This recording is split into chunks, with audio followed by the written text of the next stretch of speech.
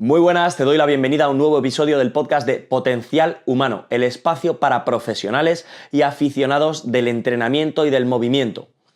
En este episodio tengo la oportunidad de invitar a un amigo, un gran profesional dedicado íntegramente al rendimiento deportivo. Estoy hablando de Antonio Expósito. Vamos a tener una conversación muy fructífera donde exprimo a Antonio un montón de herramientas que él utiliza e incluso desgranamos un poquito su sistema de trabajo con estos deportistas de alto rendimiento. Antonio lleva ya, este año va a llevar a unos cuantos deportistas a las Olimpiadas. Tiene ya mucha experiencia y mucho estudio en el mundo del rendimiento deportivo y sin duda merece mucho la pena escucharle. Antes de empezar el episodio te tengo que contar unas cuantas cosas. Lo primero de todo y más importante, si eres profesional del movimiento, tanto si te dedicas al entrenamiento como a la fisioterapia, recuerda que este domingo, día 26 de mayo, a las 7 de la tarde, tenemos una clase gratuita que impartimos mi compi Guillermo Bajuelo y yo sobre valoración funcional de la sentadilla. El test de valoración funcional que a nosotros nos da más información para después poder prescribir, modificar o adaptar ejercicios de forma específica a la persona con la que trabajamos. El domingo 26 de mayo a las 7 de la tarde. Va a quedar también grabado unas horas, sea como fuere. Si te quieres apuntar, inscríbete en el enlace que tenemos más abajo. Más cositas, ya sabes que tienes a tu disposición el ebook de entrenamiento de la movilidad, te dejo también el enlace para descargártelo completamente gratis en la descripción y además estrenamos nuestra página web que puedes encontrar como www.canalpotencialhumano.com. Aquí vas a poder encontrar diferentes apartados, desde la home hasta nuestras formaciones, la comunidad de entrenadores que llevamos a cabo y un pequeño apartado donde puedes pinchar que se llama podcast. En este apartado tienes un formulario que puedes rellenar con sugerencias o preguntas específicas para este podcast. Y es que vamos a empezar una serie de capítulos resolviendo preguntas que la propia audiencia nos hace con mucha frecuencia, ya sea por nuestras redes sociales o de forma primordial o prioritaria por este formulario que te digo en www.canalpotencialhumano.com. Te metes en el apartado de podcast y ahí rellenas en el formulario para realizar tu duda y que la solventemos en el podcast. Sin más, te dejo con el episodio, esta conversación súper interesante. Como te digo, le he exprimido mucho a Antonio, vas a poder sacar mucho aprendizaje para ti o para las personas con las que trabajas. Vamos con ello.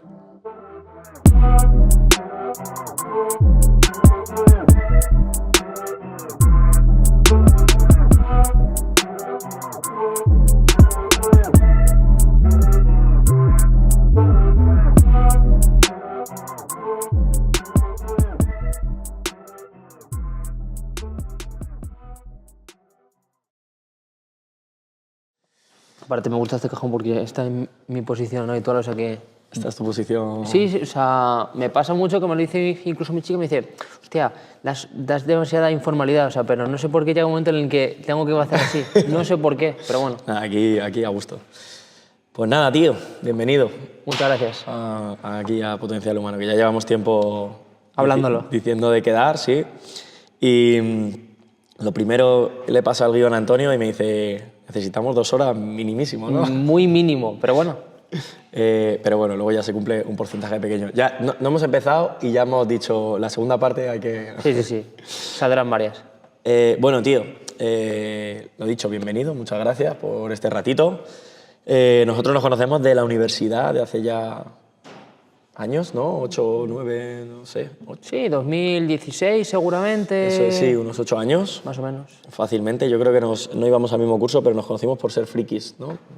Los frikis se unen. Sí, se atraen. Sí, tal cual. Que si el gimnasio, que si los papers, tal. Y nada, bueno, de aquellas, yo recuerdo que tú te pusiste mucho el foco.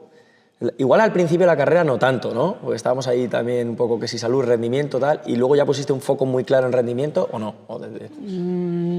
Sí, puede ser que tengas razón. Yo creo que fue un foco absoluto en el entrenamiento, porque sí que es verdad que hay compis que es, pues no sé si hacer gestión, si hacer profesorado, tienen más dudas. Nosotros éramos muy claros en el entrenamiento y sí que yo creo que tuve la suerte de que empecé muy pronto a trabajar ya en segundo de carrera como prepa de un club y yo creo que ya en segundo ya sí que dije en rendimiento, que para mí ha sido una de las claves, es decir, tener más años, haber empezado antes y tener más tiempo, no hay más.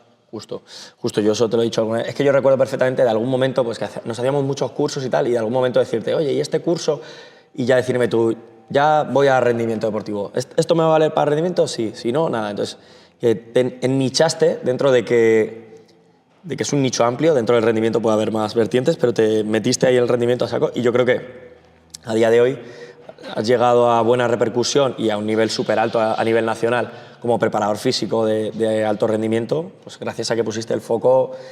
Además, yo te voy a decir lo que te conozco que eres, que has puesto foco y eres muy hormiguita. Sí. ¿No? De hecho, tu lema es el 1%. 1%. Eso es. Efectivamente, y siempre te he visto ahí, lo que promulgas es lo que haces, ¿no? Un goteo de trabajo, pam, pam, constante. Con lo cual, enhorabuena por ello. Y nada, por ir arrancando, te dedicas al rendimiento deportivo como preparador físico.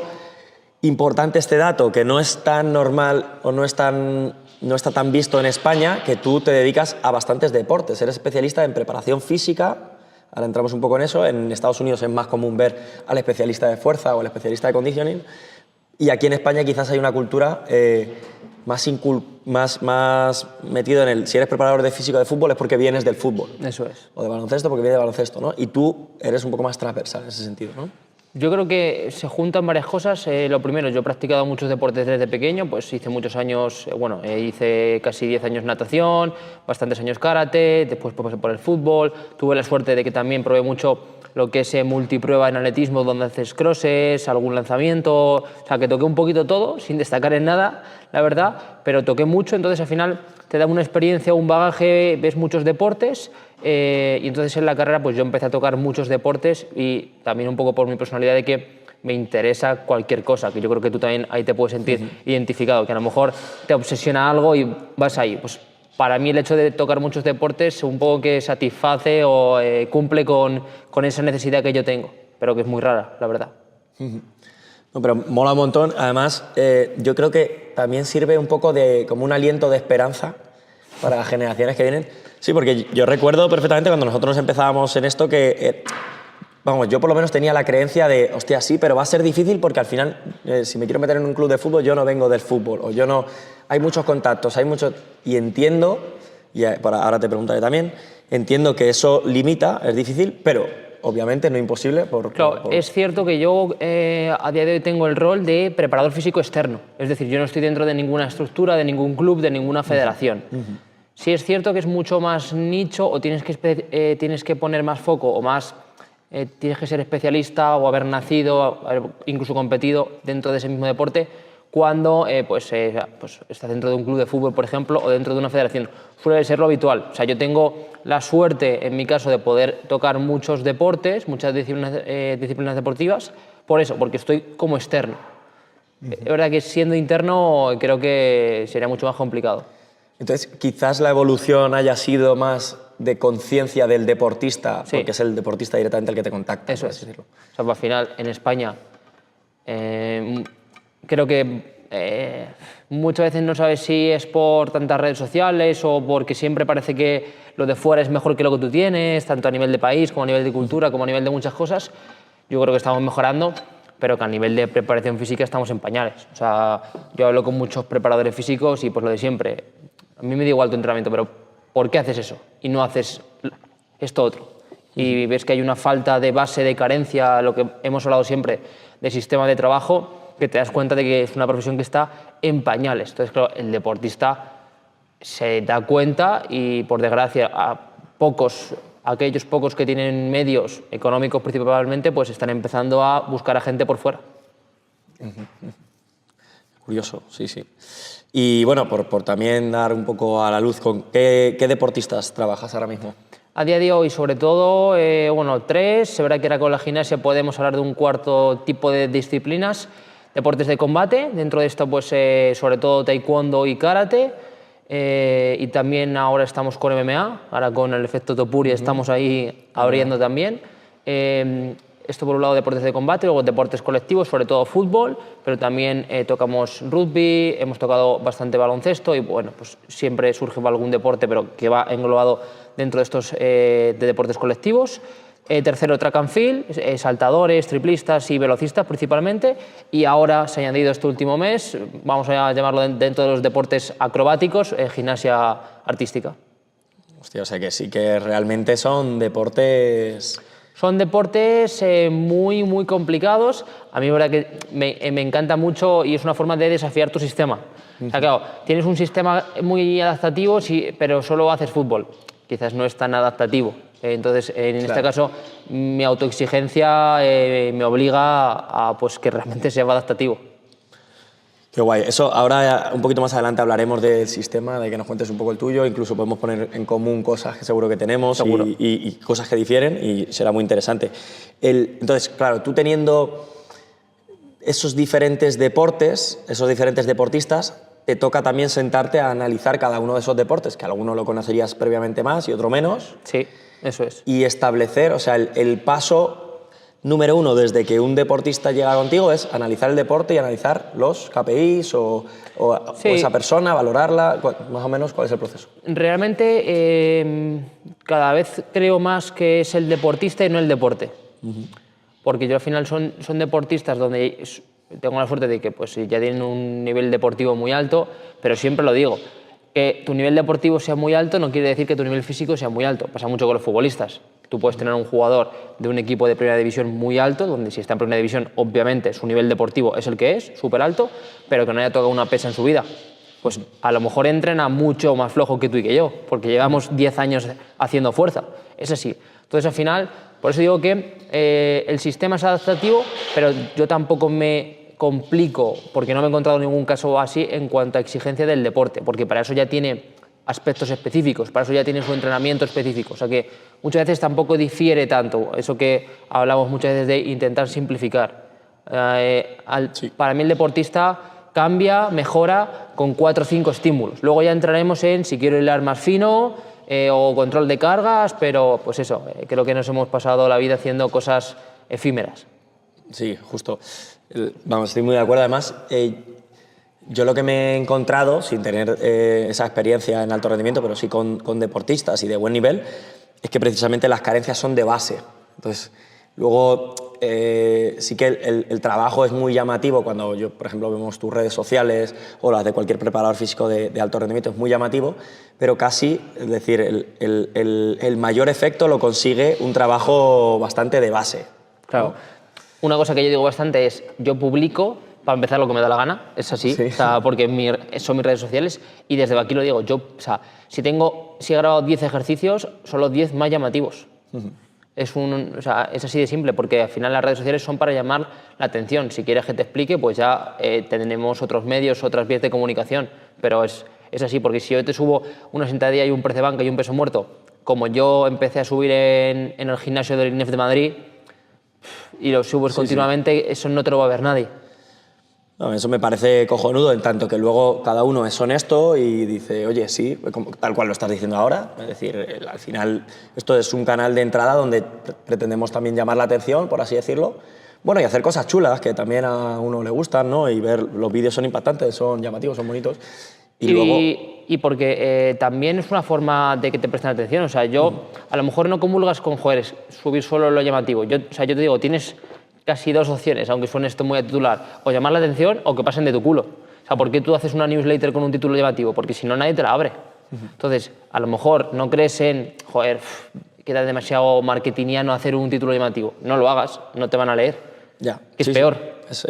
Estoy totalmente de acuerdo. Además, yo creo que eso es algo que ambos, con los años, lo hemos ido aceptando más, ¿no? Cuando eres a lo mejor más joven tienes una mentalidad un poquito más radical en ese sentido de... Sí, más pureta, más old school. Sí, pero luego te tienes que adaptar a la realidad de la vida que hay ahora mismo. Eso es. Y al hilo de esto también decir que Antonio tiene, o sea, digamos, el Instagram, que tienes una buena fuente, es la primera capa de la cebolla. Luego tienes un grupo de Telegram. Bueno, realmente tengo el mío, que es el de Coach Antonio Espósito, bueno, coach/Antonio Espósito, que ahí es donde es todo visual, digamos, ahí es donde flasheo, por así decirlo. Tenemos lo que es la marca, que es Humanability, y ahí ya sí que incluso dentro de Instagram explicamos más cosas, hay más contenido, por así decirlo. Ampliamos también en el canal de Telegram y desde ahí ya vamos al curso 1% que tenemos. O sea que al final, obviamente quiero aportar todo lo posible, pero pues obviamente va por niveles para que ya cada uno se quede donde vea oportuno. Sí, pero que coño, que es muy interesante. Que yo estoy metido en el canal de Telegram, que cada semana haces un recap. Que son buenos audios. Son buenos audios. No los que escucho cada semana, las cosas como son, pero lo he escuchado bastantes veces. Y ahí haces como una recapitulación del trabajo. Y me gusta porque bajas un poco a tierra esto justo que estamos hablando. Oye, sí, esto es muy bonito, pero oye, que sepáis que esto lo hago por esto otro. Además, salen cosas sinceras porque es, como estoy yo aquí ahora mismo, pongo la publicación y mientras voy viendo lo que yo he subido me van surgiendo, que es por lo que al final sale un audio de 10-15 minutos. No está programado. Qué guay. Pues, oye, ahora que estabas hablando, ¿no? Ponías el ejemplo, por ejemplo, de un futbolista que pensamos que está en muy buena forma, pero luego no tanto, bueno, que estará muy en forma, de forma muy específica, ¿no? Y como le saques un poquito de su zona de confort, mal. Eso es. Entiendo que esto también puede suponer un riesgo de lesión. Al futbolista... Es el principal problema que tienen los futbolistas, y digo los futbolistas porque es el deporte estrella que tenemos aquí en nuestro país y donde más sobre especialización deportiva tienen. O sea, yo en los inicios tuve la suerte de estar un año en las canteras del Atlético de Madrid y nos encontrábamos infantiles que son, creo recordar que 12, 13 años, no podían hacer una sentadilla. O sea, yo te compro, que tú lo has hablado, que Usain Bolt no puede hacer una sentadilla profunda, pero estamos hablando de alguien que va a hacer un récord del mundo. Pero que un niño de 12, 13 años haga el deporte que haga, no tenga una dorsiflexión o una movilidad global como para hacer una sentadilla, pues sabes que va a tener un futuro con una mayor probabilidad de lesión, 100%. Sí, totalmente. Entonces, ahí quería llegar un poco entre esa diferenciación que se habla mucho entre la salud y el rendimiento. Eso yo creo que es algo que siempre hemos oído hablar de, no, el deporte es salud, sí, no, el rendimiento ya no es salud. Bueno, yo creo que hay algunas cosas que convergen y que salud, o sea, de hecho lo que sabemos a día de hoy es que los deportistas, independientemente de que sean de alto nivel, tienen mayor esperanza de vida que las personas sedentarias, con lo cual un componente de salud hay punto. 100%. Pero hay también una línea en la que se difiere. Y yo sé que tú abordas tu trabajo desde una perspectiva holística. Y cada vez más. En los últimos años yo creo que has hecho un poco de hincapié en no solo el entrenamiento, sino... Yo sí que me he encontrado, bueno, lo primero, cualquier deportista de alto nivel, sea el deporte que sea, tiene dolores. Y una frase que me gusta mucho es: si te olvidas de la salud, muy pronto dejarás de tener rendimiento. O sea, eso pasa mucho con deportes muy compresivos, halterofilia, pues strongman. Si tú solo haces eso, puedes tener mucho rendimiento, pero va a llegar un momento en el que tendrás tanta compresión y tanto dolor que vas a tener que dejar de hacer tu deporte y por tanto vas a perder rendimiento. Es así. Entonces yo me he encontrado con muchos deportistas, pues ahora con el gimnasta. Obviamente esa compresión por hacer anillas, o esos impactos de venir de un triple mortal carpado y caer. No me preocupa, ni por supuesto le transmito al deportista preocupación, pero busco la forma en la que poder contrarrestar, si es que se puede, eso, que es al final hacer 4 respiraciones, movimientos triplanares, rotar, o sea, volvemos a lo de siempre, no es tan complicado, es simplemente prestarle un mínimo de atención, no obviarlo. Sí. Y yo creo que una clave muy grande para prestar esa atención es tener un sistema. Claro. O sea, un sistema como bien tienes tú, como nosotros tenemos y demás, es algo que te permite no perder el foco muchas veces. Es decir, oye, yo sé que tengo que cumplir 4 puntos, están bien registrados, están bien estructurados y valoro y cumplo 2 de estos 4, pues ya sé en qué tengo que trabajar, ¿no? Ya te digo, ahora entraremos ahí, incluso bajar un poquito más a tierra este tipo de tareas que me hablas. Pero me gusta esa perspectiva de mantener la salud. Creo que muchas veces tenemos una visión en la preparación física, lo que yo siento es un poco como en las selecciones, ¿no? Una visión cortoplacista, a 4 años, ¿no? Pero, hostia, si queremos una carrera deportiva larga tiene que haber una base de salud, ¿no? ¿Habrá algo que haya que sacrificar por las competiciones?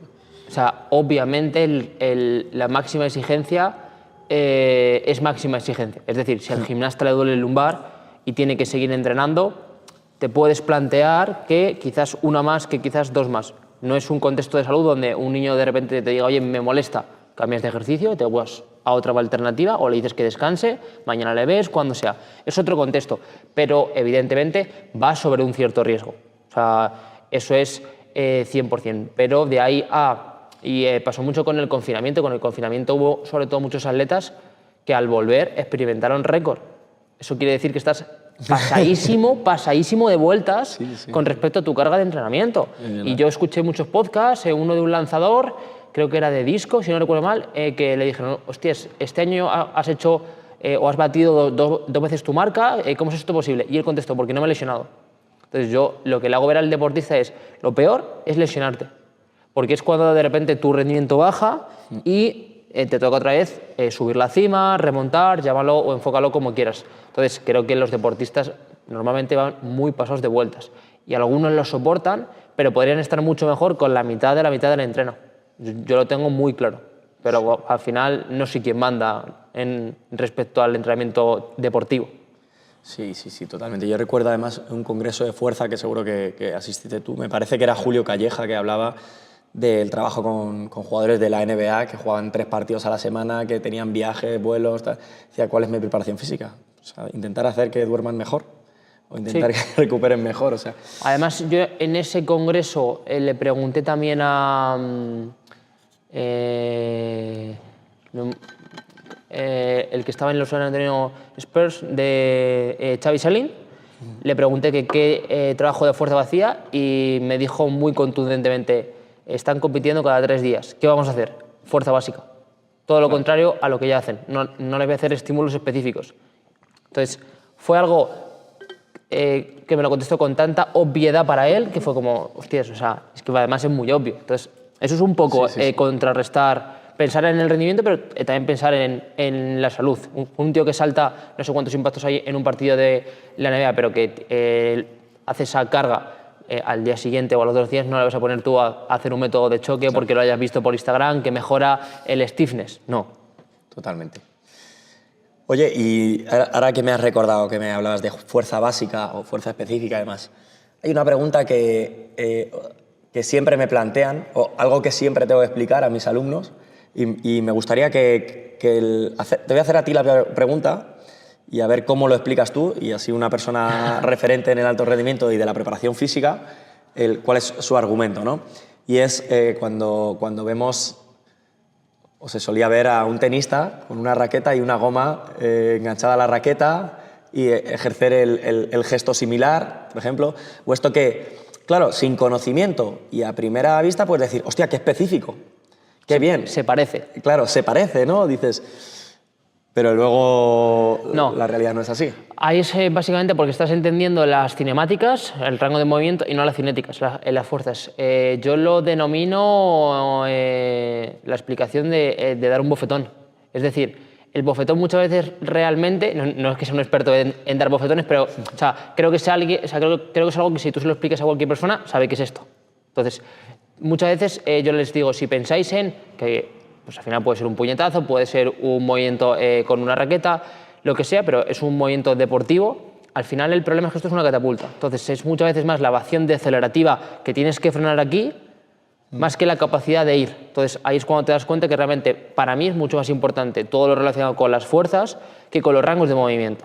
Porque necesitas esa fuerza excéntrica, porque si yo te doy aquí un bofetón, ¿qué voy a hacer? ¿Para adelante, hacia ti o para atrás? Voy para atrás, para cargar energía. Entonces ahí te das cuenta de la capacidad o de la necesidad. Esto pasa mucho con golf. Realmente lo importante es el backswing para cargar y pasar con prácticamente cualquier deporte. Luego ya podríamos entrar en el nivel friki de si es un trabajo excéntrico, más isométrico, no sé qué. Pero que las fuerzas importan mucho más que el rango de movimiento. Sí, o incluso que ese bofetón no viene del pectoral, de hacer contracción pectoral. Probablemente si tienes espacio suficiente va a venir de empujar el suelo con el pie. Eso es, y de rotar con la cadera a saco. Eso es. De hecho yo, así como dato curioso, tengo donde entreno últimamente, va a entrenar mucho un club de pulso, de competición de pulso. Y es muy curioso cómo entrenan ellos. Claro, yo les estuve preguntando, digo, oye, ¿de qué sois? ¿Qué hacéis? Porque les veo entrenar y traen un montón de grips, de agarres súper raros y demás. Y fíjate que ellos fortalecen mucho el tema de la muñeca, del agarre, para no romperse, para no desalinearse, porque saben que si 1 milímetro de desalinear... Ya se van. Ya se va, ya la capacidad de ejercer fuerza difiere, y no hacen. Y no lo ves haciendo pulsos con una goma o... algo similar, ¿no? Y eso es un movimiento mucho más analítico. No se me ocurre un deporte más analítico, casi. Habría que verlo, porque es que hasta se agarran. Ahí te das cuenta, o sea, y yo, que ahora creo que lo tienes por ahí, yo he valorado a gente muy, muy, muy fuerte y son los que, muchas veces, los que visualmente tampoco los ves muy fuertes. Entonces te das cuenta de que sacan fuerza de una forma que no nos han explicado que se sacaba así la fuerza. Sí. Que es al final, pues entrando en espirales de forma tripelar, rotando, pues al final, pues digo que el guantazo es que se transfiere de forma visual muy clara. Sí, totalmente. Pues nada, me temo que las gomas no valen, hay que estudiar un poquito más. Eso es. Oye, vamos a ir por ahí y esto que digo, hay que estudiar un poquito más. Tú, yo te conozco desde que nos vimos en la universidad y demás, has estado haciendo formaciones... Yo creo que desde que empezaste hasta ahora más o menos casi al mismo ritmo, o si no más. Sí. Formaciones, libros... De hecho, ahora estos últimos años, que creo que ya lo voy a hablar contigo, el objetivo era repetir las formaciones.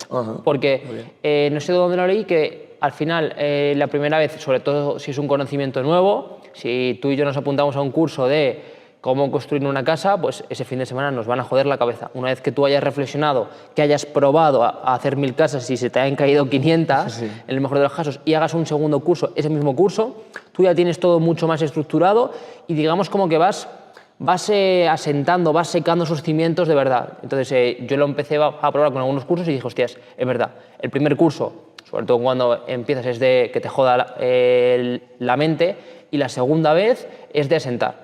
Esto, evidentemente, es un doble esfuerzo temporal y económico, pero para mí es importante. Pero es igual que, y si no quieres repetir el curso, que por lo menos en los apuntes que hayas escrito, que no los destierres, que es lo que pasa muchas veces. Exacto, los destierras y encima no aplicas el conocimiento. Por tanto, el curso que has hecho no te vale para nada. Tendemos a acumular ahí un montón. Es un punto súper interesante, porque es algo yo que hago con los libros, con las formaciones. Bueno, igual sí alguna he repetido, sí. Pero vamos, sin duda el hecho de no acumular por acumular y muchas veces repasar, reordenar ideas, volver atrás. Creo que lo comentaste con Cifo, lo de los libros. Yo recuerdo en su momento comprar Super Training y Special Strength Training, que son los dos de Yuri Berkonsansky. Los dos de primeras, claro, son muy duros, por no decir infumables de primeras. Y estos últimos años repasándolos, decía, hostias, es que aquí hay conceptos que yo estoy ahora aplicando con las plataformas de fuerza pensando que son súper novedosos y él ya te lo explica. Él ya te habla del método de choque, en la que dice que hay más energía cinética por esa caída, que es lo que ahora llamamos breaking, y un tío de los 70 ya te lo puso y te lo dibujó perfectamente. Pero claro, tienes que releer o tener un mínimo de base para que realmente, para darle la importancia y comprenderlo. De ahí que cuando te piden un libro sea un poco complicado. ¿En qué momento estás? ¿Cuánto sabes? ¿Qué quieres aprender? Es muy jodido. Estoy 100% de acuerdo, totalmente. Oye, y has hablado de la valoración. Entiendo que cuando viene un deportista contigo, haces una valoración cualitativa de cómo se mueve, de qué déficits puede tener, y una valoración cuantitativa, ¿no?, de sus capacidades. Eso es. Entonces, además dispones de mucha tecnología también, que ahora hablamos. ¿Cómo es, entendiendo que puede haber diferencias interpersonales, etcétera, cuáles son tus patrones básicos de valoración, algo por donde va a pasar sí o sí el deportista, información que sí necesitas saber independientemente del deporte? Te diría que la primera toma de información, más que de valoraciones, hablar con el deportista, anamnesis, que me cuente de dónde viene, hacia dónde quiere ir, aunque suene muy a típica frase, qué objetivos tiene, que al final son los OKR, cuáles son sus principales objetivos o demandas físicas del deporte, que son los KPIs del deporte, historial de lesiones, también le pregunto, por supuesto, por temas de hábitos. O sea, para mí es mucho más importante, y yo siempre lo digo, tú no le preguntas a un deportista cómo está descansando, a lo mejor se está cascando 4 horas por insomnio y tú estás ahí súper friki con el encoder, con no sé qué, y después de un mes no mejora. Y el tío con unas ojeras que no le dan. Entonces, en lo que es anamnesis, o llámala como quieras, porque quizás es un término más de los fisios, más clínico, pero tienes que rescatar toda la información para garantizarte que sobre todo no tengas alguna piedra, no del entrenamiento, sino más holística por el camino. Eso es lo primero. Y luego ya si nos metemos en tema de entrenamiento, soy muy fan de todo el trabajo de PRI, de respiraciones y demás. Entonces, ver una simple visualización en cuanto a posicionamientos articulares, sobre todo pues, por ver si se cumplen ciertos patrones, como los que comenta PRI, que es el FIC, REVISI, y pues desde ahí ver si es capaz de expandir, si tiene una respiración en 360, de ahí hacemos diferentes tests, bueno, vamos a decir que es un FMS. Tenemos al perro por ahí. Mira que me he intentado mantener estoico, ¿eh? Tenemos al perro con hambre.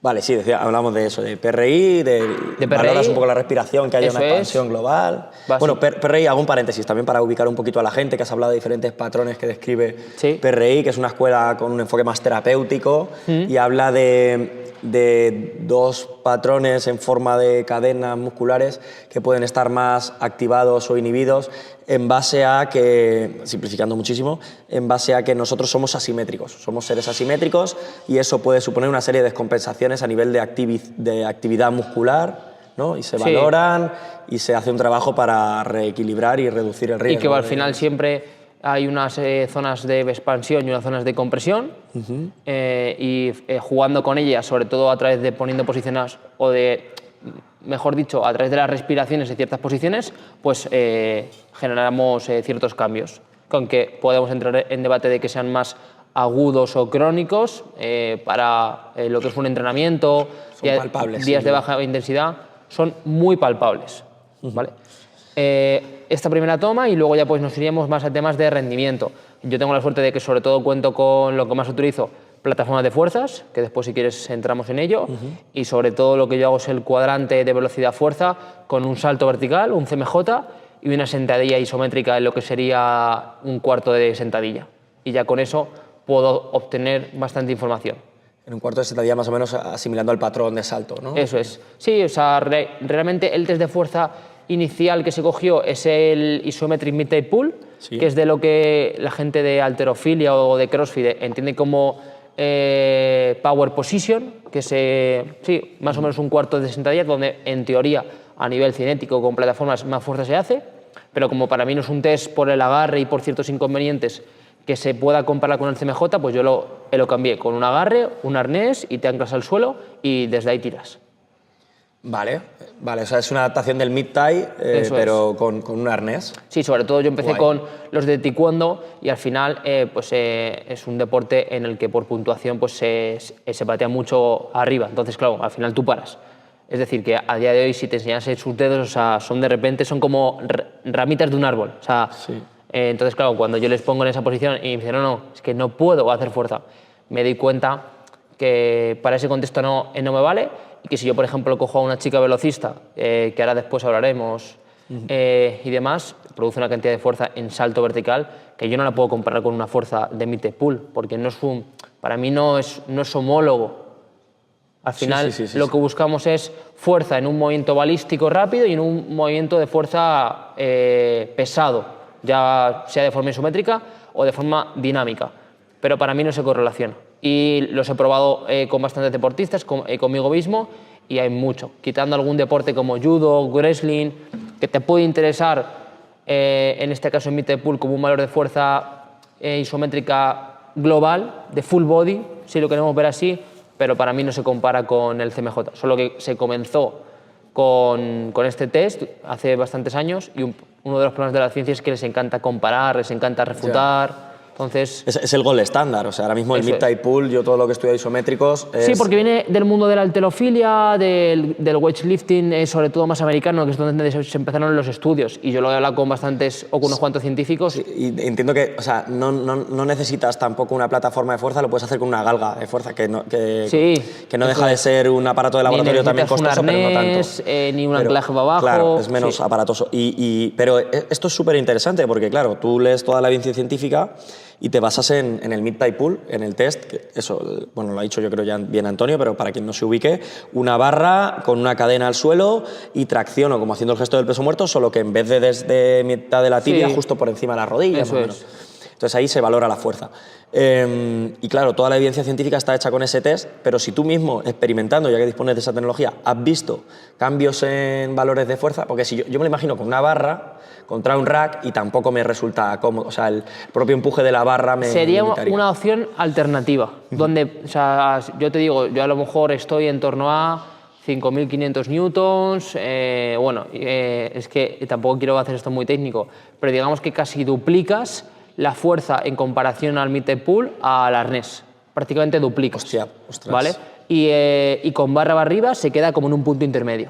Es decir, que me puede llegar a valer, pero es verdad que llevas una fuerza compresiva que te puede molestar un poco, y en función del deportista, si no quiere hacer la fuerza máxima, se va a quedar por debajo. ¿Y el mid-thigh pull con straps? ¿Lo has probado? Sí, ¿Puede ser un apaño? puede ser un apaño, pero o sea, es que es lo que te digo, o sea, si lo quieres para comparar con la fuerza de piernas, yo no lo haría. El propio patrón de movimiento también puede cambiar un poquito. No, y es un patrón en el que, o sea, claro, eso se hace en la halterofilia. O sea, si me traes un halterófilo, pues perfecto, pero yo pongo así a un deportista y no sabe ni siquiera cómo hacer fuerza, o se va para atrás, porque no es un movimiento, que es algo también importante. Por eso al final el CMJ, aunque a algunos deportistas les cuesta, es algo bastante fácil, porque es manos en cadera, salta lo máximo posible. Es un patrón inherente. Y lo otro es exactamente igual, tira para arriba, rompe la cadena. Claro. Vale, y entonces has dicho, valoras con la plataforma de fuerza que tiene esa posibilidad, el cuadrante de, entiendo, por ubicar también, el definir un perfil, si la persona es más apta con cargas altas o aplicando fuerza, o más apta aplicando velocidad. En los deportes que tienes, que te sueles encontrar, ¿hay patrones dentro de los deportes? Hay patrones dentro de los deportes, pero también hay deportistas muy especiales. Se nota mucho quien tiene una muy buena base atlética. Por ejemplo, yo me he encontrado con deportistas que incluso en los primeros meses los valores de ambos test no valen para nada, porque ni han saltado en su vida, ni han hecho fuerza en su vida. Entonces, bueno, les hago los test simplemente por ir viendo la evolución, pero de ahí que cuando, por ejemplo, se hagan los test, los típicos periodos de familiarización, donde se hacen varias tomas y luego ya se hacen los test. Entonces, tampoco te creas que es el atletismo seguramente, bueno, el atletismo es el deporte porque es una de las pocas disciplinas donde más preparación física se hace desde pequeñitos, donde sí que, obviamente, el salto es el salto y la fuerza se tienen más asentados. Tiene buenos niveles, ¿no? Eso es, pero te encuentras con deportistas que a lo mejor no es que no salte poco, es que no sabe saltar. Con muchos deportes de combate pasan.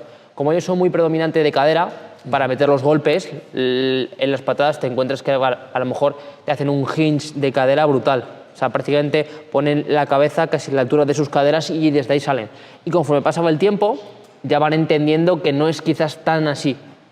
No tienen ese patrón de salto. O sea, tu solución es eso, familiarización, periodo de familiarización. Eso es. Que eso, de nuevo, está bien porque la ciencia nos dice, nos trata de matematizar cosas que luego el ojo y la experiencia... Una cosa que yo he debatido con algunos científicos es que yo me he dado cuenta que un dato es un dato, pero un dato en un día puede ser muy diferente de un dato mañana. Es decir, imagina, tú y yo somos compañeros de un equipo de fútbol, viene un equipo de investigación y nos hacen un test, un CMJ, pero ¿qué hicimos ayer? O yo hoy se me ha muerto un familiar, se me ha muerto no sé qué, o sea, o he tenido una buenísima noticia, o tú y yo somos rivales, yo estoy jugando, tú no estás jugando. Hay tantas circunstancias que cuando tú haces un estudio de revisión de, no, los futbolistas son fuertes a partir de esto porque han dado este número. Yo siempre lo cojo con muchas comillas porque mi realidad es que yo estos test los repito todos los lunes o casi todos los lunes que puedo y te diría que, aunque hay una tendencia, pero hay muchas oscilaciones en función de muchísimas circunstancias. Por tanto, los datos de un equipo de biomecánica va analizado a 1000 deportistas de rugby o de fútbol americano. Bueno, te da una idea, pero está muy sesgado, para mí está muy alejado de la realidad. Claro.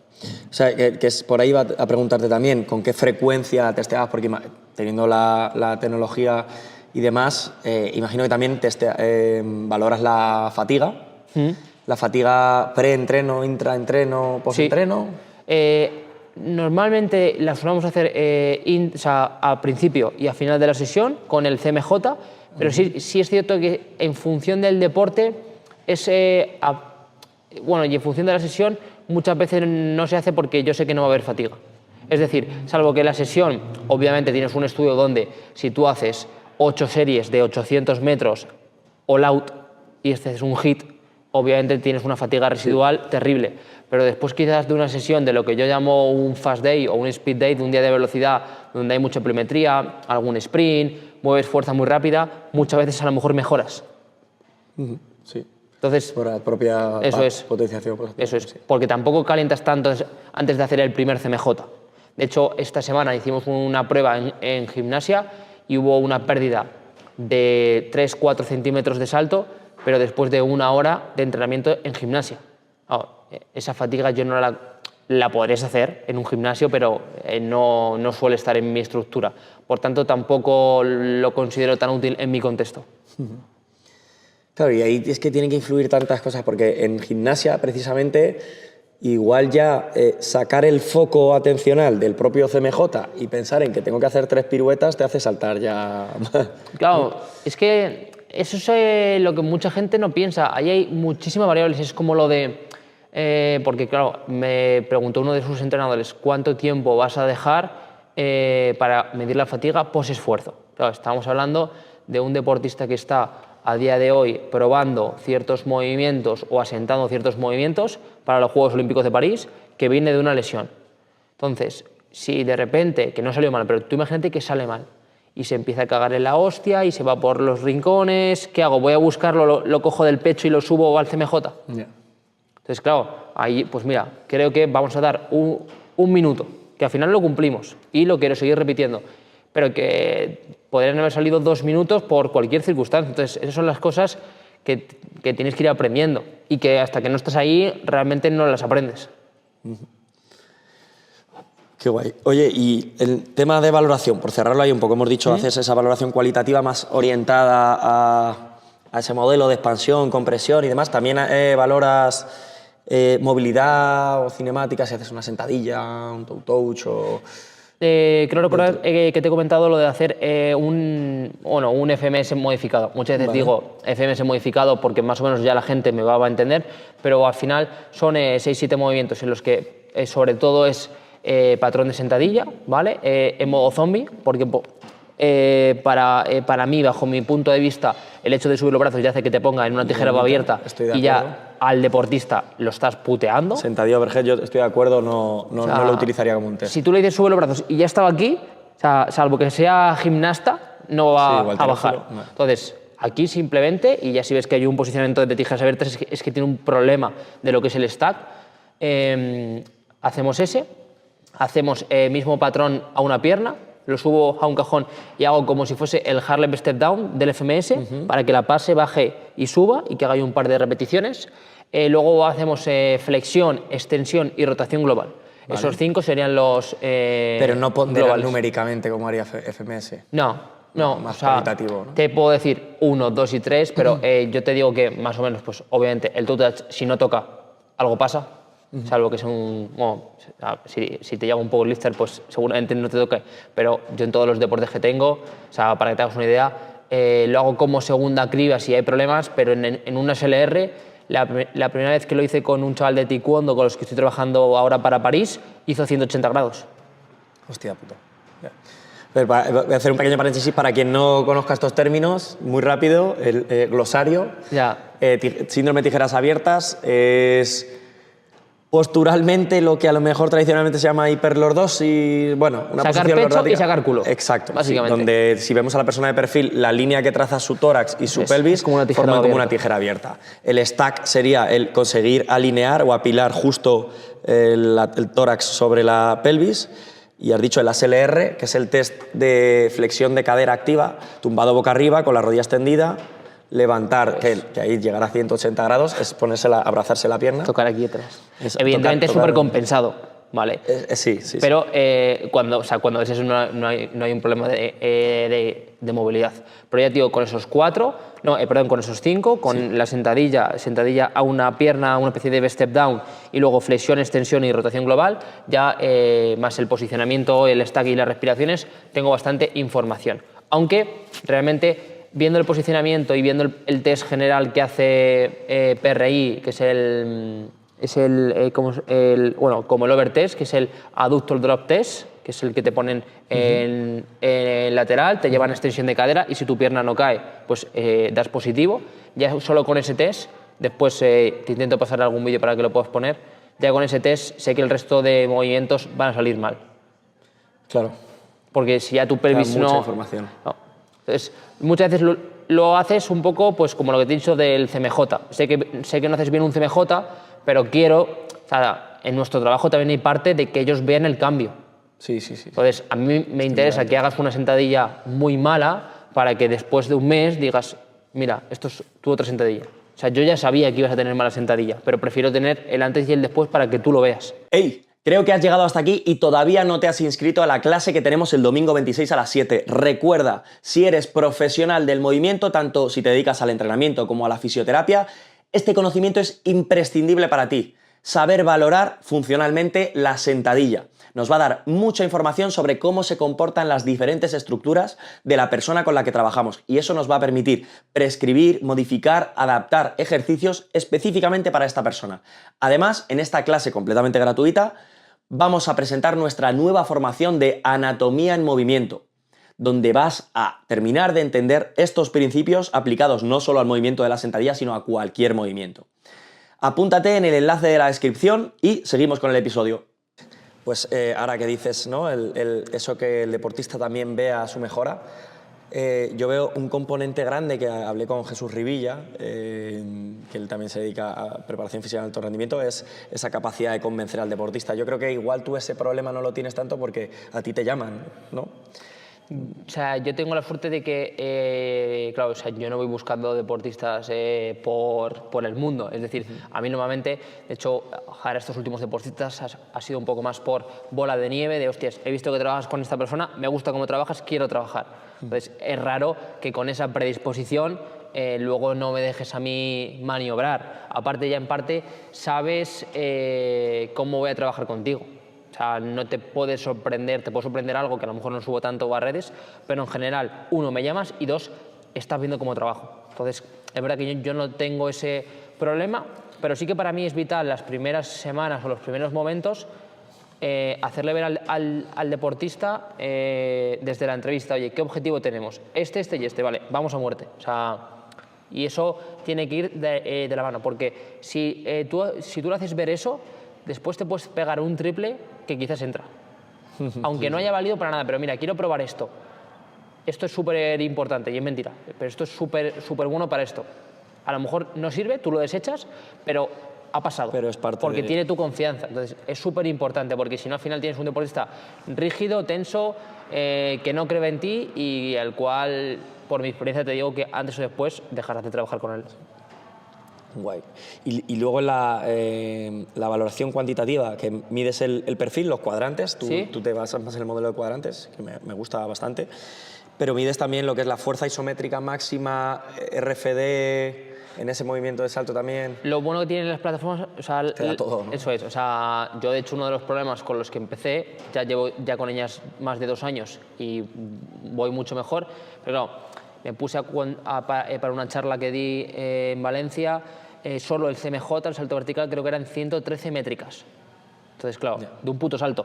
Entonces, ¿qué cojones cojo? Y no hay, al ser una tecnología muy nueva, que mucha gente ya le está empezando a utilizar a nivel mundial, pero no hay tanta información, porque yo empiezo, para mí las métricas excéntricas / decelerativas son súper importantes, pero te pones a ver estudios y prácticamente no hay. Yo espero que en estos años salgan, porque sobre todo hay estudios internos y como los que yo puedo tener, que no se hacen públicos a nivel de paper, que es un problema, pero para mí es súper importante intentar simplificar las cosas. Entonces yo simplemente cojo para este cuadrante la altura del salto, porque ya es relativo a ti, a tu propia masa corporal, y después el pico de fuerza vertical que tú haces de forma relativa a tu masa corporal. Es decir, que si haces 1000 newton y pesas 100, pues haces esta fuerza relativa. Y en función de si eres bueno o malo en estas dos cualidades, pues estás, yo siempre le digo, a ver qué superpoder tienes. Pues si eres Flash, tienes el poder de la velocidad, pero no el de la fuerza. Hulk, el poder de la fuerza, pero no de la velocidad. Superman, Superwoman, ambos poderes, ¿vale? Y si no, pues estás sin superpoderes. Bueno. Y en función de eso, vamos trabajando. Qué bueno. Y ahora que has dicho que tenía por ahí una pregunta personal que quería hacer yo también, que esto que de laboratorio interno que haces tú, además lo sueles hacer semanalmente, lo publicas también, que haces un poco en lab, experimentas contigo, con las tecnologías. ¿Has llegado a medir alguna vez cuánto tiempo es capaz de sostener su fuerza máxima un deportista? Esto te lo digo por lo siguiente, porque precisamente en un podcast que escuché de Alex Natera, que le entrevistan, claro, le preguntan un poco cómo programa el entrenamiento con isométrico, que es su especialidad, o por lo menos eso es lo que divulga, y él habla de que ha visto, por práctica con la plataforma de fuerzas, que sus deportistas son capaces de sostener sus valores de fuerza máxima isométrica en el mid-thigh pull en torno a unos 10 segundos, que me parece una barbaridad. También te dice que, o sea, mantener tu pico de fuerza máxima durante 10 segundos, la hostia. Yo no creo que eso sea posible. También habla él tiene deportistas que dicen que a una pierna en el mid stance es fútbol australiano. Claro, dice que mueven 5,5 veces su peso corporal a una pierna. Es otro rollo completamente, la muestra que tiene Alex Natera, pero yo te digo que o sea, estoy muy en contra. No lo he probado, lo voy a probar este domingo con el lab, pero yo te digo que no. Puedes mantener un nivel de fuerza muy alto isométricamente 10 segundos.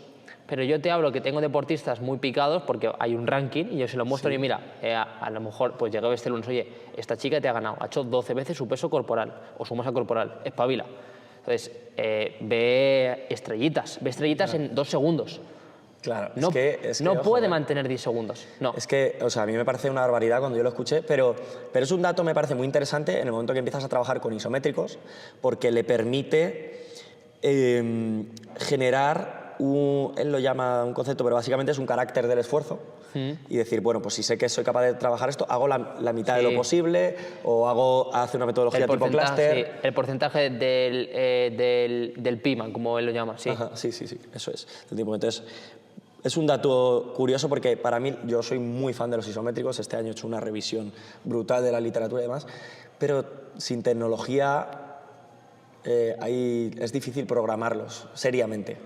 Se puede hacer, sí, pero... Incluso te diría, la primera dificultad es que el deportista piensa que no está haciendo fuerza. Tú o sea, piensas, hostia, ¿cómo no vas a estar haciendo fuerza? El deportista no ve movimiento y piensa que no hay fuerza. Entonces, y algo que a mí me gusta mucho, sobre todo ya con la gente que está muy fuerte, hacer pulsos, hacer latidos. Entonces, es verdad que tener el feedback de cómo está moviendo es brutal, porque si no, no se nota. Y yo lo he comprobado, incluso para lesiones, nosotros hacemos test isométricos en muchas posiciones, la plataforma es muy sensible en el sentido de que si empiezas a hacer como una oscilación continua, no te detecta ese test porque no es un isométrico, no es un isopush como tal. Y con gente con lesión en una zancada, haciendo fuerza para arriba, no te lo detecta con la pierna lesionada, porque hace... Flipas. Muchas puntuaciones, pero claro, ahí sí que hay un limitante de tecnología, la verdad. Oye, ¿y cómo te combinas con los entrenadores de los deportes? O sea, ¿cómo puedo? Tú eres quien se adapta, ¿no? Siempre. Eso seguro. Y tiene que ser así. Sí. O sea, yo no, o sea, dando por eso que el deportista es la persona más importante de la cual tienen que coordinarse el resto de personas, yo soy consciente de que al final para empezar, suelo ser un ente externo nuevo, es decir, si un deportista lleva juegos a sus espaldas o lleva 10 años en la competición o lleva un nivel muy alto y lleva con su entrenador un montón de tiempo, o sea, yo tengo que ser su mano derecha. O sea, porque tienes muchas más probabilidades de éxito y de... Esto es como cuando te trasplantan un órgano, que hay más probabilidades si es de un familiar. Pues tienes que ser eso, o sea, tienes que ser un órgano externo, pero de un familiar para que haya la mayor compatibilidad posible, porque si no, en mi experiencia te digo que sales volando. Yeah. Entonces, tú tienes que intentar hacerle, igual que eso que te he dicho de la confianza al deportista, transmitírselo también al entrenador. O sea, yo intento siempre ver dentro de las posibilidades de tiempo que yo dispongo, ver muchos entrenos, si veo que el entrenador está predispuesto a hacer aportaciones, explicarle que yo voy a hacer ciertas estructuras, explicarle, pues a lo mejor pues ahora con el gimnasta súper bien, él me dijo, mira, pues me gustaría aplicar lo que ellos llaman on-off continuo. Digo, perfecto, porque yo es lo que llamo high-low. Entonces, me da igual on-off, high-low, pero es lunes, miércoles, viernes salto, a doble sesión, martes, jueves descansamos, fin de off totalmente. Entonces, si el entrenador está predispuesto y tiene conocimiento, que ya es ideal, máxima comunicación. Si no, pues comunicación con el deportista, control de cargas y a jugar. Claro, tendrás de todo en los diferentes deportes. Obviamente. Qué bueno. Y si... Ahora sí que sí, lo prometo, cerramos la valoración con esto. Si no tuvieses esa tecnología, es decir, para el preparador físico, entrenador que está empezando, que no dispone de esos medios, entendiendo que hay medios muy económicos y muy viables, porque el propio perfil o los cuadrantes lo puedes sacar con MyJump, con la aplicación de móvil, ¿no?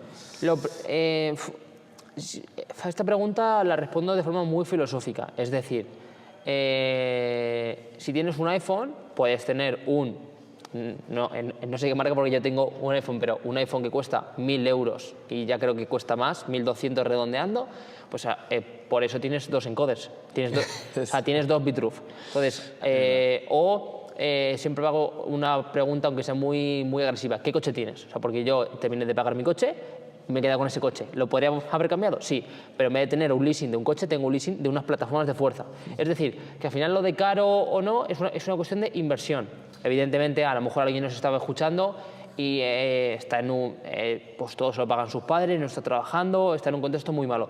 Pero que una vez que vas evolucionando, es parte. Esto yo lo conté hace poco. Yo cuando vi una máquina isométrica a un americano, que era una plancha de madera con varios anclajes, hablé con el carpintero de mi pueblo, de mi ciudad, y le dije, oye, quiero esto. Apáñatelas como quieras, ya no recuerdo ni cuánto me cobró, pero yo que eran en torno a 100 euros, y ahí la tengo. Y es un mamotreto que le iba transportando y era una auténtica locura.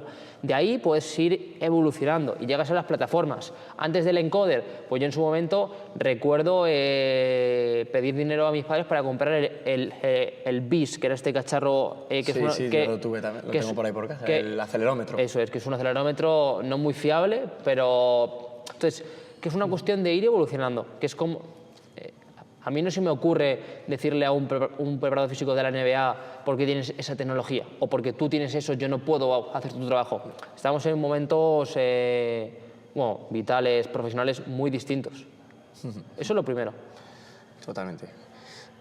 Guay. Vale, pues nos metemos a la hora de entrenar y lo primero que te quería preguntar también es de cara a planificación. Si yo me pongo a mirar un libro de planificación, lo que me encuentro en el 90% de los casos son programaciones, planificaciones tradicionales, casi siempre enfocadas a deportes individuales o extrapoladas. De una única competición. De un evento, de un event. Exacto. Y ahí se acaba el mundo. Exacto. Me preparo un año para una competición, pero la realidad no es esa, ¿no? Y vamos a todo lo contrario. Cada vez más, efectivamente. Y en este sentido, cuando tú te tienes que sentar y planificar, objetivamente, ¿a cuánto periodo planificas? Yo planifico de forma inversa, que yo que es como debería de planificar casi todo el mundo. Es decir, tú no puedes decir, oye, tú y yo estamos en un equipo de fútbol, tenemos una competición importante, tenemos una Eurocopa en 2 meses.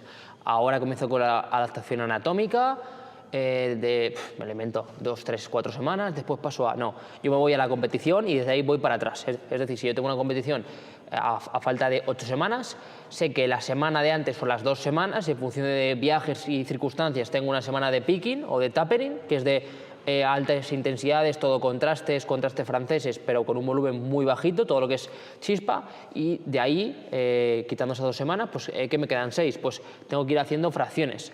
Yo trabajo con un modelo de ATR, que es acumulación, transformación, realización, y que lo voy adaptando porque digo que es un ATR muy entrecomillado. Ese picking sería la realización, pues si ya me he comido 2 semanas y me quedan 6, pues yo ya decido si hago 2 y 4, 3 y 3, en función de muchas circunstancias, porque si es un deportista muy novato se va a hinchar a acumulación, porque es creación de la aleta, trabajos con tempos, trabajos lentos y demás, y luego ya la transformación es movimientos más rápidos. Entonces, primero de la competición al día de hoy. Eso es lo primero. Y cuando hablamos de una competición semanal, que tendrás deportistas que compiten semanalmente... Hago la misma transición, pero una vez que ya entramos en estructuras de microciclo, lo que hago es que utilizo ese mismo ATR diariamente. Es decir, yo realmente el ATR a nivel de, que sería una terminología de estructura o de trabajo más general, más de mesociclo, lo llevo a tierra con lo que yo llamo slow, high y fast, FOR. Es decir, fuerza más lenta, fuerza más de alta intensidad, más agresiva y fuerza rápida. Pues cuando yo paso al microciclo, aplico exactamente lo mismo, ese slow, high y fast. El slow, trabajos de tempos excéntricos lentos e isométricos mantenidos para el día de recovery.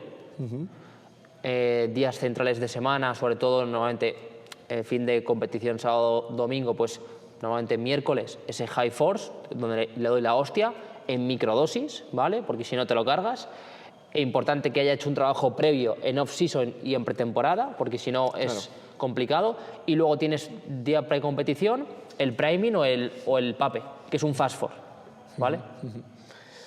Vale, entonces nos hemos metido ya un poco, pero lo que ya te quería preguntar es sobre tu sistema, ¿no? Sobre tu forma de estructurar. Después, recuérdame que te pase, si quieres, un par de pantallazos de infografías, que además las tenemos subidas al canal de Human Ability, porque ahí lo van a ver todo muy bien.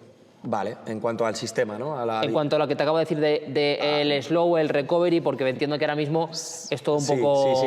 Yo creo que lo he visto, lo has debido subir, ¿no? A redes sociales, a Human Ability. La primera parte completa y de hecho mañana, o sea que me entiendo que cuando esto se suba ya lo tendrán, y mañana subimos el del microciclo. Pues sí, lo compartimos y ahí lo pueden ver. Y eso, a nivel global, el sistema... sin poder adentrarnos mucho, pero ¿qué nos podías hablar de la visual de tu sistema de trabajo, el sistema de Human Ability? Eso es, básicamente son 5 piezas y son 5 piezas y 4 estímulos. Es decir, las 5 piezas son sprint, correr lineal multidireccionalmente en cualquier dirección, saltar, lanzar, mover kilos y una parte de play que realmente me costó encontrarla, pero básicamente es donde no encaja ninguna de las piezas anteriores y que entra una destreza, una coordinación, una alfabetización motora, que también es un término que me gusta bastante, todo el tema de juegos, coordinaciones oculomanuales y demás. Entonces, estas 5 piezas las combinamos de 4 formas. Las 3 que te he comentado antes, slow, high y fast. Lento a nivel de pico, muchos kilos, trabajo decelerativo, isométricos máximos, rápidas, y también una cuarta que hemos añadido ahora de long for, que es donde va todo el tema de resistencia, de sistemas energéticos, de HIIT, de LIS y demás. Vale, porque eso te iba a preguntar también con respecto a los sistemas energéticos, si tú también te encargas como preparador físico de ese trabajo. Esto es lo que menos me encargo, porque obviamente en el propio deporte no se hace trabajo de fuerza, entonces por eso te he dicho que yo me tengo que adaptar. Es decir, por ejemplo, en taekwondo, si no se hace trabajo de fuerza, porque ese es mi rol, y continuamente tú dices, bueno, solo hacen taekwondo. Yo les he medido a nivel de frecuencia cardíaca y te digo que esos son hits, o sea, son intervalos cortos sin duda, a muerte. Entonces, ahora que van a tener 2 semanas de descanso los de los Juegos Olímpicos, es donde se van a hinchar a bici de aire a saco. Pero en cuanto empiecen ya la parte de taekwondo, no voy a duplicar el trabajo y quitarme tiempo de hacer otras cosas que no hacen. Sprints, esfuerzos a máxima intensidad, estímulos rápidos. Es una cuestión de compensar. Luego este tipo de deportistas suele tener, bueno, no sé, si están en la Blume y demás, me consta que sí que se hacen pruebas de esfuerzo con periodicidad, con tal. No sé si ese tipo de datos también lo manejas tú o es que ya se va un poco también de las manos. Volvemos a lo mismo. Una prueba de esfuerzo en la que corres con un deportista que no corre en su vida, es un poco complicado. De hecho, yo intento... a mí hay digamos, una referencia que para mí es súper importante en todos los deportes de combate, que es el Performance Institute, que tiene la UFC, tiene uno central en Las Vegas, pero luego tiene uno en Shanghái, uno en México, tienen un manual muy bueno y ellos hacen 3 pruebas. Eso es lo de Santana, ¿puede ser? Ese es otro. Vale. Tiene una forma muy parecida. Es que el nombre era... Y también está, creo que en Las Vegas. Creo recordar. A lo que voy es que ellos tienen 3 pruebas y las 3 las hacen en bici. Hacen una prueba de esfuerzo incremental en bici, empiezan en 45 revoluciones y aproximadamente 8 minutos hasta que lleguen a la zona de V2 Max para la parte más oxidativa y aeróbica, y luego pues hacen para la parte más de potencia hacen picos de 6 segundos, hacen 3 picos, hacen 6 segundos, 2 minutos, 6 segundos, 2 minutos, 6 segundos. Y ves máximo y ver si hay caída entre los 3 y luego hacen 1 minuto all out. ¿Vale? Donde ven doble Wingate ahí. Es un doble donde hacen los 30 primeros y los 30 segundos. Entonces yo, con alguna modificación, lo estoy intentando hacer. El del V2 Max no, porque no tengo un analizador de gases, o sea, de momento llego hasta donde llego, pero lo que te digo, pero sí, contamos con una unidad de rendimiento, pero bueno, desde aquí hago una pequeña reivindicación de que no tenemos el apoyo estatal que deberíamos de tener. A nivel de deportistas en general, A nivel de que hay gente con unas ganas, no te hablo de deportistas, de gente trabajando dentro de la unidad con unas ganas brutales con las que yo tengo muchos contactos, pero que no tienen los medios económicos ni de nada que deberían de tener. Bueno, es que yo, de hecho, como dato, no voy a decir nombres porque no puedo, pero hace poquito hablé con un deportista que en 2 meses se va a sus 5.º Juegos Olímpicos. Joder. Se dice pronto, ¿eh? Y a lo mejor ya con esto se puede extrapolar que hay pocos en España, pero... Y me decía que la federación todavía no le había admitido y no tenía ningún tipo de ayudas. O sea, estamos hablando de... 5.º Juegos Olímpicos. El mejor deportista de su deporte en nuestro país. Y... No se hace en absoluto la inversión que se debería de hacer. Ya, sí, entiendo que, bueno, que sí, habrá intereses y cuestiones que se escapan a nuestro... Yo creo que a la gente que de verdad tiene poder no le interesa. Yo creo que sí, o sea, porque si le interesase estarían mucho mejor. O sea, las condiciones incluso de... O sea, yo me llevo mi propio material. Yo me llevo mis plataformas de fuerza, que para mí es una inversión, pero que a nivel de contexto no tiene ningún sentido. O sea, yo veo otros centros y tú ves el centro de Taekwondo de Gran Bretaña y tienen un gimnasio y un tapiz solo para ellos. Eso es lo que es un módulo donde comparten 10 deportes en el CAR. Entonces, eso es otro contexto. Bueno, y siguiendo un poco con el sistema, imagino que tendrás también muy estructurado, porque bueno, nosotros nuestro sistema lo hacemos y en general profesionales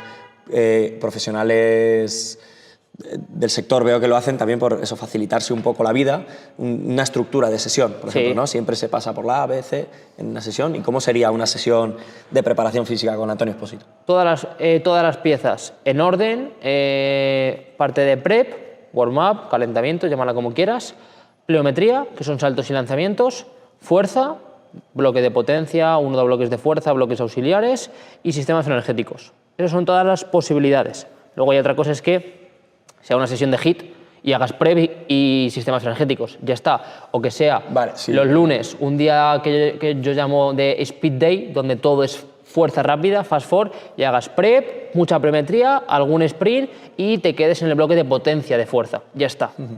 ¿Vale? Sí, es bastante parecido. Nosotros como que es más amplio, pero bajo mi punto de vista simplificar siempre es positivo. Yo por eso saqué las piezas, es decir, la parte de play complementa, calienta, divierte al deportista, incluso en algunos juegos competitivos yo con ellos te une, o sea, tiene un componente muy social, pero las 4 piezas restantes son las que te mejoran. Correr, saltar, lanzar y mover kilos. Es que lo que ahora se está hablando mucho y con lo que yo estoy totalmente de acuerdo, el trabajo correctivo.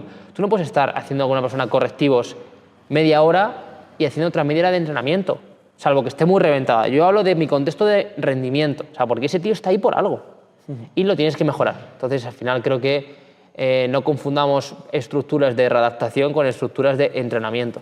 Sí, estoy totalmente de acuerdo. Yo creo que ya lo he comentado en varios episodios del podcast que a veces perdemos el foco en ese sentido y el ejercicio correctivo tiene que estar destinado a desaparecer.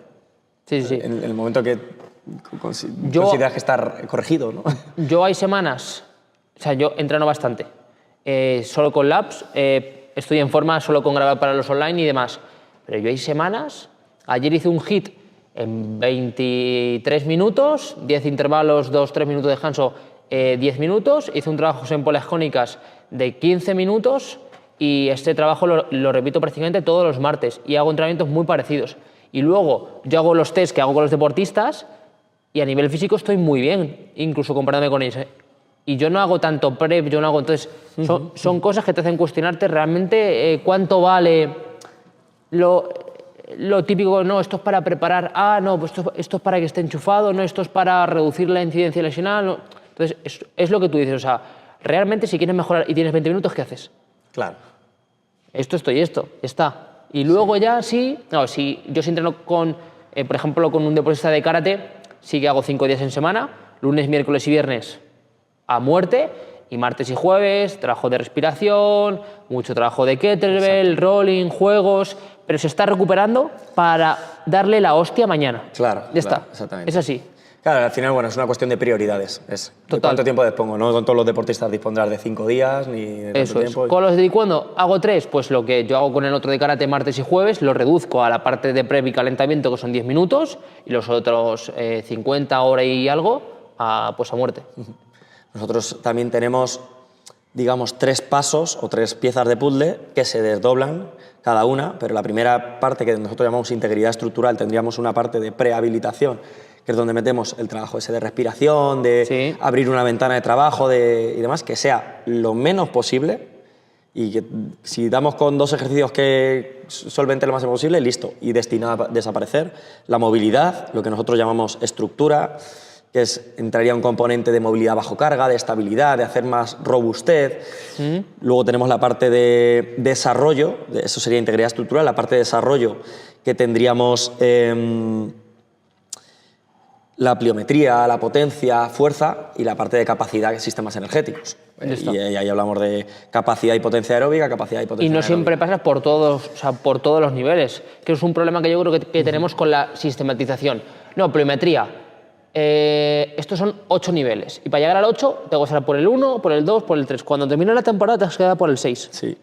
Y los buenos son del 5 al 8. Entonces, has perdido el tiempo, el 80% del tiempo que has hecho. No, la clave yo creo que es lo que hablábamos, saber que están los 8, por decir algo. Saber que están ahí y cuando yo valore que no se me escape nada. Y si se me escapa algo es porque yo conscientemente he dicho, esto lo ahorro por cuestión de prioridades. Además, o sea, algo que yo compartía el otro día con un compañero cuando subí al norte de España a un curso, era las progresiones del core. ¿Por qué empiezas en supino? O sea, a mí tú me contratas para rendir de aquí a paso mañana y tú haces judo, lucha grecorromana y te estás dando unas hostias rotando a saco, ¿y por qué te tiro al suelo? O sea, la progresión de menos a más es del suelo a bipedestación. ¿Pero por qué empiezas en suelo? Porque a lo mejor me interesa empezar en un split directamente. O sea, somos demasiado... no sé si llamarlo calmados, estructurados, pausados, no sé muy bien el adjetivo que voy a elegir, pero creo que se nos ha ido un poco de las manos. No, vamos poco a poco, ¿qué? Claro. Sí, al final yo creo que eso te lo da la experiencia también, es decir, cuando estudias un modelo, un DNS, un tal, y te dicen primero este paso, segundo este paso, pues lo puedes coger al momento, pero en cuanto practicas un poco dices, a ver, la realidad no es esto, igual que no es el paper o no... Totalmente. Y eso te lo da la experiencia pura y dura, yo creo. Muchas veces a mí, con mis alumnos me preguntan, oye, ¿y esto y tal? Y es que digo, mira, yo te lo explico, pero es que hasta que tú no lo vivas, muchas cuestiones que... Es que si no entrenamos, o sea, para mí los preparadores físicos y entrenadores tienen que ser expertos en movimiento. O sea, y sinceramente, una vez que ya tienes una muy buena base de conocimiento, te sigues actualizando, pero lo importante es que te sepas mover bien, porque a raíz de que tú te sepas mover bien, vas a poder dar una buena comunicación, vas a poder entender muchas cosas, qué ejercicios sí, qué ejercicios no. Entonces, si eres puramente teórico, vas cojo. Totalmente. Bueno, nos queda poquito, pero vamos a ver si nos da tiempo a meter alguna cosita interesante que guión más de los 25 teníamos por aquí. que has puesto. Sí. Lo relativo a metodologías alternativas de entrenamiento, y yo meto en ese saco una serie de cosas que a lo mejor tú, por concepto, ¿Sí? no, pero me aclaro, por si acaso. Si hablamos de entrenamiento de fuerza tradicional, que además descrito en la ciencia, ejercicios isotónicos tradicionales, etcétera, etcétera, y aparte podríamos decir entrenamiento isométrico, entrenamiento pliométrico, que de nuevo no tienen nada, son más antiguos que tú y que yo, pero podríamos entrar en un saco de metodología alternativa, de fuerza, el slow training, Sí. vamos a decir todo lo que sea no tradicional. No tradicional. En tu entrenamiento con tus deportistas, si se pudiese definir, que será difícil, un porcentaje de trabajo Alto. que tú dediques a uno u otro. Yo al final paso gran parte de mi día, tanto por mi formación para el curso como pues porque trabajo con pocos deportistas y pienso mucho en todo lo que hago, pues parte de mi día es pensar y cuestionarme mucho. Entonces, algo que yo en su momento pensé es, el problema es que hemos cogido los métodos de entrenamiento del mundo de la fuerza al deporte. El problema es que si tú entrenas la fuerza para el powerlifting o para la halterofilia, es lo mismo. Es decir, tu medio es un fin en sí mismo. Tú mueves kilos en press de banca porque vas a competir en press de banca. Pero yo ahora estoy cogiendo un press de banca porque lo hace un tío que es su deporte para un jugador de pádel. El problema es que cambias, ahora ya no es un medio para un fin, es otro medio para otro fin. Ese es el problema. Entonces, aquí es cuando yo te puedo decir que con el 95% de la gente no hago press de banca, porque no creo que me aporte tanto y que lo pueda hacer con otras alternativas, con los landmines, sobre todo con los attachment, estos que han salido dobles para mover carga con escápulas libres. Es decir, que el entrenamiento tradicional se estudia o se ha cogido porque es de donde viene, de donde nace la fuerza y porque es lo más fácil de estudiar. Es un poco lo más fácil de estudiar. Que es por lo que yo decía, no, ¿cómo vas a quitar el press de banca? ¿Y por qué no? No, es que si no, entonces mido más... Vale, entonces la cuestión es que te estoy jodiendo la medición. Claro. Pero si yo me tengo que joder la medición, lo prefiero si creo que el método o el estímulo es más interesante. Claro, pues si no, bajo ese pretexto también entrenaríamos todo con máquina Smith, ¿no? Con multipower, que es donde se hacen los estudios. El otro día en un congreso de la UACS le preguntaba a uno de los expertos junto con Vadillo de la fuerza, o sea, de todo el VBT, y yo pues le pregunté que qué le parecía todo lo que es cargas unilaterales y demás. Y él me decía que había quitado en sus equipos de hacer sentadilla búlgara porque se medía peor. Entonces, a mí, personalmente, me parece una atrocidad que tengas que cambiar el estímulo porque lo midas peor. Porque entonces estás siempre condenado a eso. O sea, vas a ir siempre por detrás hasta que llegue alguna tecnología, si es que llega, que te haga medir eso. Es como si tú antes de las plataformas de fuerza me dices que no. ¿Sabes quién utilizaba los isométricos máximos? Bruce Lee. Tiene un libro y hay un manual. ¿Tú te crees que Bruce Lee podía medir la fuerza isométrica? No. Pero él, no sé cómo, pensaba que le daba mucha tensión, que es stiffness miotendinoso. Sí. Entonces combinaba isométricos máximos, isopush con trabajo reactivo, que me parece de las dinámicas más interesantes. Que son los contrastes, ¿no? Que son contrastes que yo hago. Sí, sí, sí. ¿Él podía medirlo? No sé bajo qué, porque no me he leído su manual o lo que tenga, pero a mí una vez me lo dijeron y dije, hostias, qué bueno. Entonces, claro, tú no te puedes esperar a que llegue la tecnología para darte, o un estudio para refutar tu método, porque pueden pasar 20 años. Los clúster se llevan haciendo desde los 90 o desde los 80 y los papers de revisión son del 2015. Estoy totalmente de acuerdo. Igual que no te puedes ir al otro extremo de desechar los datos y sensaciones y, como decía Cifo, animal... Sí, o sea, flowers, ¿no? Tampoco puede ser un animal flower. Tampoco nos dedicamos a abrazar árboles, pero y solemos tampoco ser hay que ser uno científico. u otro. Sí. Ese es el problema. Y ese punto medio yo creo que lo has alcanzado de puta madre. Pues tío, más o menos hemos cubierto bastante y bastante bien. No, pues está. He de decir que ha sido todo preguntas como muy... He ido muy al grano. Sí, no, es que si no nos hubiéramos ido mucho. Entonces yo creo que en la segunda parte podemos permitirnos... Yo me acuerdo cuando te dije, oye, te tienes que venir al podcast, me dijiste, vale, pero sin pelos en la lengua. No, sí. Entonces yo creo que... Y he puesto alguno. Sí. Tengo que decir que tengo que poner freno de mano, pero bueno. Yo creo que la próxima podemos hacerlo un poco más distendido y quitarnos los sin problema. Problema. Y también por eso, porque comentases, porque hemos estado hablando mucho de tu sistema, tu forma de trabajar, y desde de esta temporada has arrancado con una formación, ya lo has mencionado por aquí. Eso es. ¿Cuentas? Comenzamos este 2024 con un curso 1%, que un poco lo que tú decías. Para mí las cosas se consiguen a largo plazo y pensar en hoy tengo que estudiar, hoy hago esto y mañana lo voy repitiendo, y en el largo plazo lo consigues. O sea que lo hemos denominado curso 1%. Es un curso online donde pues, con 13 módulos explicamos todo el sistema de trabajo, y son 13 módulos por lo que tú has dicho antes, porque tiene una visión muy holística. Pues hay parte, obviamente, sistema de trabajo, base teórica, parte de fuerza, explicamos cada una de las piezas, pero pues también recuperación, hábitos, comunicación, tocamos un poquito todo. Y ahora el 10 de junio de este 2024 sacamos la segunda edición, donde pues abrimos 3 días para quien se quiera unir. 10 de junio, bien, llegamos a tiempo, ¿eh? ¿Sí? La publicación, sí. Así que, joder, pues tío, nada, animo a todo el mundo a que te siga en redes, que todo el que te esté escuchando te sigue más a ti que a mí, pero bueno, si hay algún rezagado, seguro. Si hay algún rezagado que te siga, que vea ahí la información, que hay mucho por aprender, que sí, animo a la gente a seguir el camino de gente que ha transitado el camino que de alguna forma a ti te gustaría, porque te ahorra mucho tiempo y energía, y que nosotros hemos invertido mucho tiempo, energía y dinero. Y seguimos. Y seguimos en ello, en formación. Y bueno, al final, sarna con gusto. Pica menos. Sí. Y que muchas gracias por venir, Nada, tío. a ti por la invitación. Mucho ánimo ahora en las Olimpiadas, que llevas ahí unas cuantos, ¿no? Sí, 3. 3 a Olimpiadas. A ver qué tal. Estaremos al tanto. Sí. Espero estar por allí y vivir un poco la experiencia. Ya te contaré. De puta madre. Pues nada. Y a todo el mundo, pues nos vemos en el siguiente episodio. Un abrazo. Muy bien, pues hasta aquí el episodio de hoy, el número 9 con Antonio Expósito. Nos queda un montón de episodios súper interesantes, entrevistas, exposiciones, como decía antes, resolución de preguntas propias de la audiencia. Ya sabes, tienes nuestra página web a tu disposición, www.canalpotencialhumano.com, donde en el apartado de podcast puedes dejar en el formulario las preguntas o los temas que quieres que tratemos en este episodio, incluso invitados a los que quieres que contactemos, y sin duda lo responderemos por aquí con gusto. Además, te vuelvo a repetir, domingo 26 a las 7 de la tarde, clase valoración funcional de la sentadilla, imprescindible para todo profesional del movimiento, totalmente gratis, mi compi Guillermo Pajuelo y yo. Inscríbete en el enlace que te dejo en la descripción. Y sin más, nos vemos en el siguiente episodio. ¡Chao!